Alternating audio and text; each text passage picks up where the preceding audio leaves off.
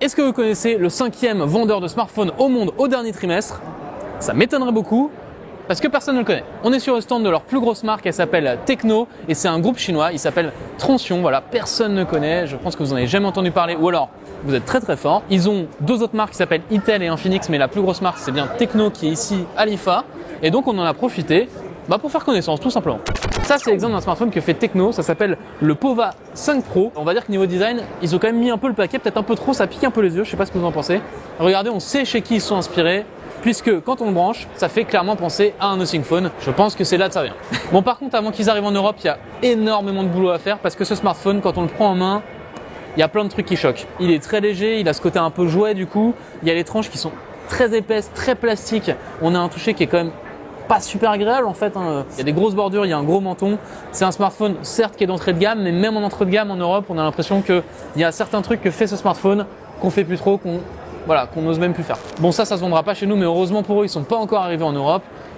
On a discuté avec des gens sur le stand, ils nous ont dit comptez au moins 3 ans avant qu'on commence vraiment à commercialiser des produits en France. D'ailleurs ça commencera par du PC parce qu'ils ont aussi des gammes de PC. Alors j'ai pas grand chose à dire, je suis moins spécialiste des PC, ça ressemble à un PC. Voilà. Globalement ce qu'il y a sur le stand c'est quand même très entrée de gamme. Là on a un autre exemple, c'est le Spark 10 Pro. Alors il s'appelle Pro mais c'est pas un iPhone 14 Pro, hein. Loin de là, il y a un écran LCD, du plastique dans tous les sens. Alors il y a quand même un dos un petit peu satiné là, je sais pas si vous vous rendez compte, qui est pas désagréable ma foi, mais on retrouve quand même des éléments assez disgracieux comme un bloc photo qui donne l'impression qu'il y a 3 modules photo alors qu'en fait il y a un flash énorme pour un petit peu épater la galerie, donner l'impression que c'est un smartphone haut de gamme alors qu'en fait pas du tout. Bon vous allez me dire pourquoi est-ce qu'on parle d'une marque qui fait que de l'entrée de gamme et des produits un peu cheap? Eh ben non, ils font pas que ça. Figurez-vous qu'en se baladant on est tombé sur un pliant. Et oui, ils font un pliant, il s'appelle le Phantom V Fold et regardez, ça a quand même de la gueule. Bon là aussi ils sont clairement inspirés de leurs concurrents, il y a des éléments qui font complètement penser au Galaxy Z Fold 5, notamment cette charnière là, franchement ça y ressemble beaucoup, mais ils ont quand même essayé de proposer un écran en façade qui est un peu moins étroit que sur Z Fold 5. Là, ils s'inspirent peut-être plus d'un Honor par exemple. Et d'ailleurs, niveau finition, il faut le reconnaître, là, ça envoie quand même vachement plus du pâté que ce qu'on vient de vous montrer en début de vidéo. Là, on est sur une pliure qui est très peu visible, qui est très peu sensible. Sur le côté, on a des tranches en métal qui sont franchement plutôt réussies. Au dos, là, on retrouve peut-être l'identité d'un Honor, par exemple, avec cette matrice photo centrale. Là aussi, ils se sont vachement inspirés, mais pourquoi pas? C'est plutôt réussi, c'est plutôt élégant. Le dos est sympa. Donc franchement, c'est un téléphone qui semble faire le taf et on s'attend à ce que ce soit un peu un cost killer dans le sens où il est vendu quand même 100 € de moins que le dernier Xiaomi pliant, le Mix Fold 3. Donc s'ils arrivent à faire moins cher que Xiaomi, le constructeur qui fait les téléphones les moins chers, ils vont être encore plus dans la recherche du prix le plus bas possible. Et quand ils arriveront en Europe, ça peut peut-être faire du bien au marché du pliant.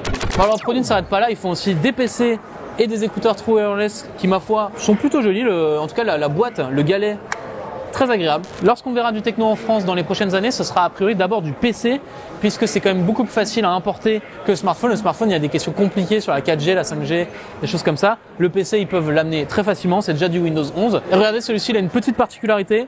Quand on éclaire au soleil ou en UV, eh bien, on voit apparaître les specs sur le côté. Pareil au dos, on a des petits éléments qui apparaissent quand il est au soleil. Ça, c'est très constructeur chinois. C'est des choses qu'on a vues sur les smartphones, notamment chez Vivo, qui faisait ça aussi. Donc là, Tecno vont aussi apporter cette identité, cette manière de faire qui est très chinoise, mais qui, ma foi, fait son petit effet aussi. Bon, regardez, il y a aussi ce produit qui nous a amusé, c'est un PC compact avec la bonne dose de RGB comme on aime bien. Alors c'est un PC gaming, mais qui a des performances relativement modestes. Il y a quand même un GPU dedans, c'est un GPU mobile évidemment de PC, de laptop en fait. Pour vous donner une idée, en version Intel, il y a une RTX 4050 qui est donc déjà une carte d'entrée de gamme, mais c'est même pas la version full size, c'est la version de laptop. Enfin bref, voilà, c'est rigolo, on voulait le montrer. Voilà, on n'a pas tout vu de Tecno, ils font aussi des tablettes, ils ont plein d'autres smartphones, plein d'autres gammes. Là, ils ont vraiment amené un petit échantillon pour montrer un peu à l'Europe ce qu'ils savaient faire. Je répète quand même pour vous donner une idée de ce que ça représente. Ils ont 9,5% de part de marché au dernier trimestre. Mais d'où est-ce que ça sort cette part de marché? Eh bien, c'est principalement en Chine, évidemment, mais aussi en Afrique. C'est là où ils ont commencé, c'est là où ils sont très forts. Et d'ailleurs, il y a un autre géant chinois qui faisait exactement la même stratégie il y a quelques années, c'est Oppo, avant qu'ils arrivent en Europe. Donc Transsion, on va sûrement en entendre parler beaucoup dans les années à venir et ce sera évidemment par Tecno en premier parce que c'est le géant du groupe.